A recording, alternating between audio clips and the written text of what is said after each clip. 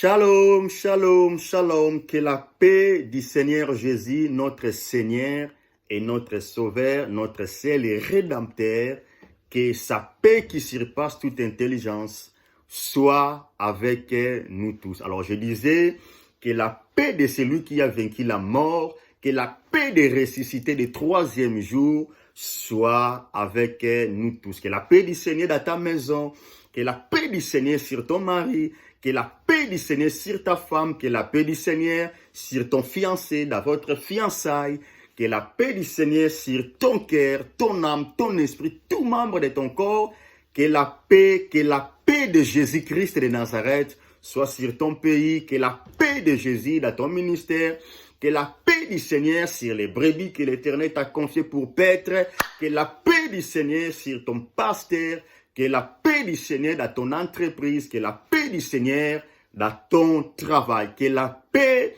de Jésus-Christ de Nazareth soit avec nous tous. Alors, je vais lire la Bible rapidement dans le livre de Luc, chapitre 15, et je vais lire 17e verset.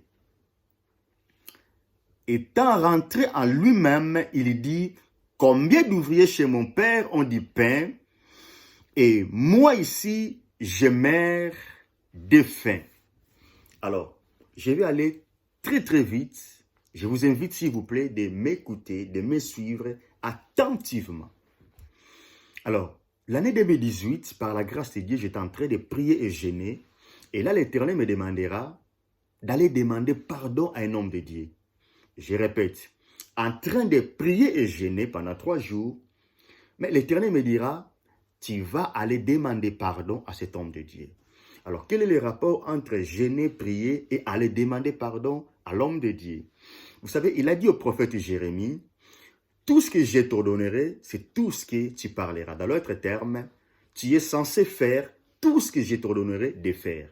Alors, comme je suis dans un ministère que je dépends 1000% à l'écoute de Dieu, non seulement à son écoute, mais à exécuter tout ce que l'Éternel me demande, j'étais censé d'obéir et d'exécuter. Alors, j'ai pris le train parce que c'était un peu trop loin pour aller demander pardon à l'homme de Dieu.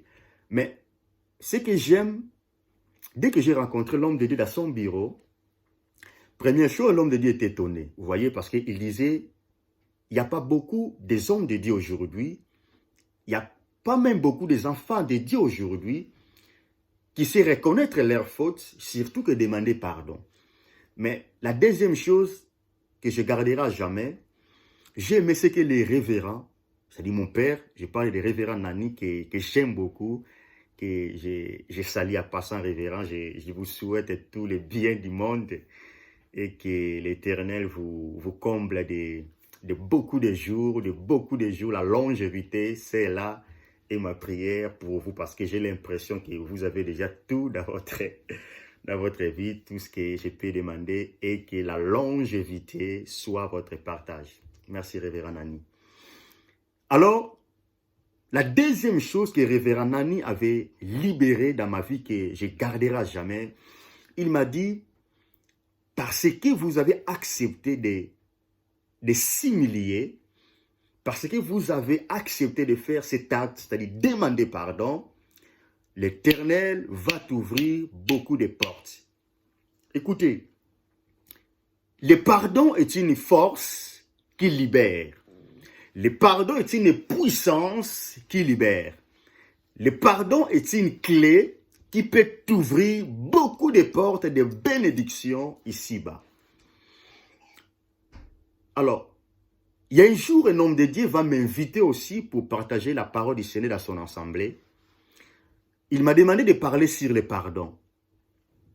Alors, pendant que j'étais en train de préparer la prédication, l'Éternel Dieu a fait commencer à défiler des visages des personnes devant moi. C'est-à-dire, j'étais en train de prier sur le message et là, je vois des personnes apparaître devant moi. Vous voyez, je prie, je vois des visions flash comme... des visions flash comme j'ai appris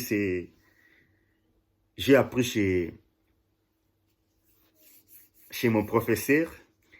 Alors, j'ai commencé à voir des visions flash. Je vois des visages de personnes. l'Éternel me dit, tu vas demander cette personne. J'ai dit, Seigneur, parce que tu as demandé, je lui pardonne. Il m'a montré beaucoup de personnes, mais jusqu'à ce que l'Éternel est arrivé. Vous savez, il y a des personnes, il t'a fait tellement de mal, il a cherché à ternir ton image, il a cherché, et que vous manquez même du travail, il a cherché que vous manquez même des cartes d'identité, surtout dans un pays étranger. Alors, des personnes comme ça, l'Éternel te demande, malgré le mal qu'il t'a fait, tu dois lui pardonner. Écoutez, quand vous mettez rétroviseur devant vous, vous avez que votre larme pour pleurer en regardant tout ce que la personne vous a commis. Alors, pendant que je pleurais, ce que j'ai aimé, mon cœur a été libéré et je disais à l'Éternel, Seigneur, je pardonne. Tu vois mon cœur, je pardonne. Alors, vous allez comprendre pourquoi j'ai commencé par ce témoignage. Parce qu'aujourd'hui, je vais parler sur demander pardon et pardonner. Écoutez, dans la vie chrétienne, et même dans la vie normale comme ça, quand on est un enfant, on a encore besoin de raisons. Vous voyez que c'est lui qui a commencé, c'est lui qui m'a fait ceci, c'est lui qui m'a fait cela, c'est lui qui m'a insulté, c'est lui qui a commencé, c'est la faute de ses collaborateurs, c'est la faute de mon pasteur, c'est la faute de ma femme, c'est la faute de mon mari, c'est la faute de mon fiancé, c'est la faute de ma fiancée, c'est la faute de, moi j'ai raison. Là, c'est quand on est un enfant. Mais plus on grandit dans la maturité spirituelle, l'Éternel m'a fait comprendre, on a besoin de paix. Vous voyez, je répète, plus on grandit dans la maturité, on a besoin de paix avec tous, qui est d'avoir les raisons. Des fois, la maturité t'exige de donner à la personne les raisons, mais vous juste, vous gagnez la paix. Vous voyez, je sais que j'ai raison, je vous donne, mais tout ce que je veux, c'est être dans la paix avec toi. Voyez. Alors, demander pardon ne te diminue pas. Écoutez-moi très bien. Demander pardon ne te diminue pas. Demander pardon ne te rabaisse pas. Demander pardon, ce n'est pas un sujet de l'humiliation pour toi. Demander pardon, ce n'est pas un sujet de l'idiotie pour toi. Demander pardon ne te rend pas stupide. Par contre, demander pardon, c'est lui qui demande pardon, il montre un niveau de la maturité. Vous voyez. Alors, là où nous venons de lire, la Bible nous dit, étant rentré à lui-même. Vous savez, dans cette histoire de l'enfant prodigue, tout ce que j'aime, c'est cette phrase. Étant rentré à lui-même. Dans la vie, des fois, on n'a pas seulement besoin de prophètes pour prophétiser pour vous. Dans la vie, des fois, on n'a pas besoin d'un pasteur pour vous prêcher. Non, dans la vie, des fois, on a aussi besoin de faire auto-examination. Vous voyez, je répète, dans la vie, des fois, on a aussi besoin de s'asseoir et de faire autocritique, s'examiner. Vous voyez, namitala, ngamoko nami contrôler. Je n'ai pas besoin d'un prophète. Moi-même, j'ai besoin de komitala, de m'examiner. Vous voyez. Alors, ce jeune homme, il s'est examiné. Après qu'il s'examine, il a conclu. Vous voyez, j'ai vu des amitiés, écoutez-moi très bien, bientôt je vais finir. J'ai vu des amitiés, j'ai vu des fiançailles, j'ai vu des mariages, j'ai vu des collaborations, j'ai vu même des familles voler en éclats, se diviser à cause de manque de pardon. Église, demander pardon, ça peut t'ouvrir beaucoup de portes. Alors, quand on demande pardon, c'est-à-dire, tu es en train de reconnaître que tu as blessé quelqu'un. On ne demande pas pardon juste pour demander, non. Quand on demande pardon, c'est-à-dire, je reconnais mes fautes et je demande à la personne que j'ai blessée de me pardonner, en même temps de ne pas venger par rapport à la faute, l'offense que je l'ai faite. Je répète. Quand on dit demander pardon, c'est reconnaître la blessure que tu as commise à l'autre. Quand on dit demander pardon, c'est reconnaître la faute que tu as commise à l'autre. On ne peut pas demander pardon juste, non, je n'ai rien fait, mais je demande pardon. Non. Si tu n'as rien fait, ne demande pas pardon. Mais on demande pardon si tu reconnais que là, en tout cas, j'ai fauté. Or, quand on demande pardon, toujours dans le pardon, sans le savoir, tu es en train de supplier la personne qui t'a blessé de ne pas venger contre toi. Je répète, quand on dit pardonne-moi, c'est-à-dire je reconnais que j'étais blessé. Et deuxième chose, sans le savoir, juste en disant pardon là, tu es en train de dire à la personne, tu es en train de supplier la personne de ne pas venger contre le mal que tu l'as commis.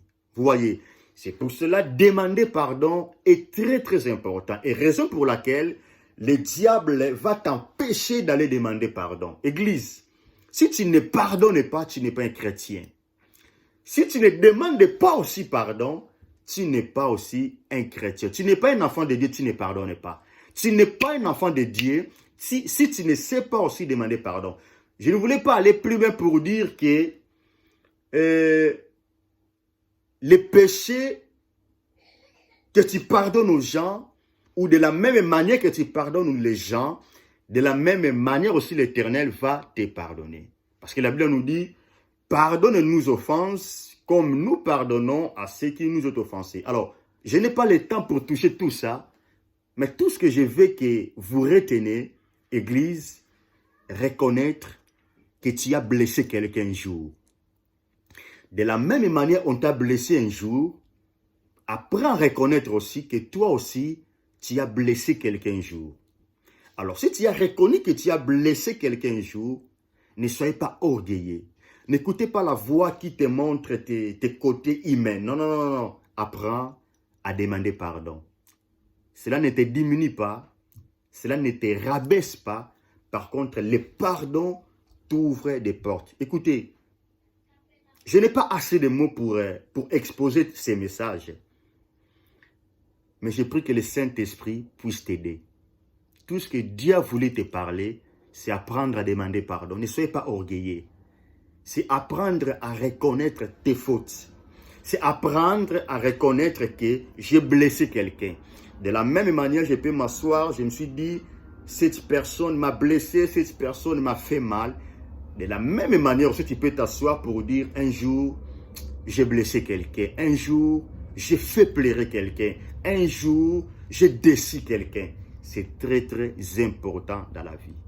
Et ne restez pas seulement de dire, un jour, j'ai blessé. Non, il faut aller plus loin pour demander pardon. N'oubliez pas, le pardon peut ouvrir beaucoup de portes ici-bas.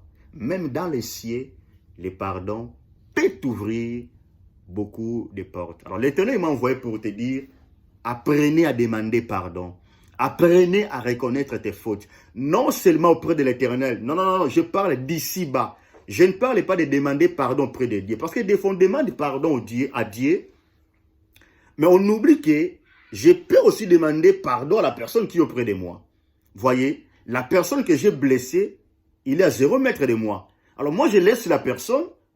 Je cours directement devant Dieu parce que je ne le vois pas, parce que ça sera, entre guillemets, facile de demander pardon à Dieu. Non, non, non, non. Commencez à demander aussi pardon à celui que tu as blessé, la personne que tu vois autour de toi. Comme je disais, je n'ai pas assez de mots. Je manque les verbes pour ces messages. Mais l'Éternel a voulu te dire, toi qui veux écouter ces messages, essaye d'examiner. Est-ce que tu n'as pas encore blessé une personne depuis que tu es sur la terre? Et si tu as blessé déjà une personne, j'ai béni l'Éternel si tu as déjà demandé pardon à cette personne. Mais si tu n'as pas encore demandé pardon à cette personne, est-ce que tu ne peux pas prendre ton téléphone pour demander pardon? Tu ne peux pas le faire. Et les personnes qui t'ont fait du mal, quand ils viendront pour te demander pardon, est-ce que tu es prêt pour les pardonner? N'oubliez pas, le pardon est une force qui libère. le pardon est une clé sur la terre pour te faire rentrer dans des maisons de bénédiction. N'oubliez pas, demander pardon, c'est aussi demander, supplier la personne de ne pas venger contre toi. En tout cas, que l'Éternel Dieu vous bénisse, que l'Esprit de Dieu qui parle mieux continue à vous parler. Sur ces messages, apprenez à demander pardon, ne soyez pas orgueilleux, apprenez à demander pardon à ton Père spirituel, surtout si tu veux évoluer dans le ministère. Il faut éviter des problèmes avec ton Père spirituel. Alors apprenez à demander pardon, parce qu'il est ton Père, il va te pardonner. Vous voyez, parce que les parents, que ce soit spirituel ou pas, les parents sont toujours là pour nous pardonner. Alors, n'hésitez pas à demander des pardons à ton Père spirituel. N'hésitez pas à demander pardon, pourquoi pas, à une membre de ton église. C'est très, très important. Peut-être tu as blessé membre de l'église. Vous voyez, il vient à l'église, mais il est blessé. Il est humain avant tout. Avant tout, il est une personne comme toi. Alors, apprenez à demander pardon. Que l'Éternel vous bénisse. Que l'Éternel réconcilie nos relations, nos familles. Que le Saint-Esprit nous donne l'esprit de pardon. Que le Saint-Esprit éloigne l'orgueil en nous. Que le Saint-Esprit nous donne l'humilité. Que le Saint-Esprit nous apprend à demander pardon. Que le Saint-Esprit nous apprend à pardonner aussi. Que le Saint-Esprit nous donne le cœur de supporter les uns et les autres. Que le Saint-Esprit nous donne le cœur de pardonner. Que le Saint-Esprit nous donne les capacités d'aller demander pardon. Je prie cela au nom puissant de Jésus-Christ de Nazareth. Demeurez bénis, soyez bénis. Je vous souhaite un bon semaine et que la paix du Seigneur Jésus soit avec nous tous. Je vous aime beaucoup. Shalom, shalom, shalom.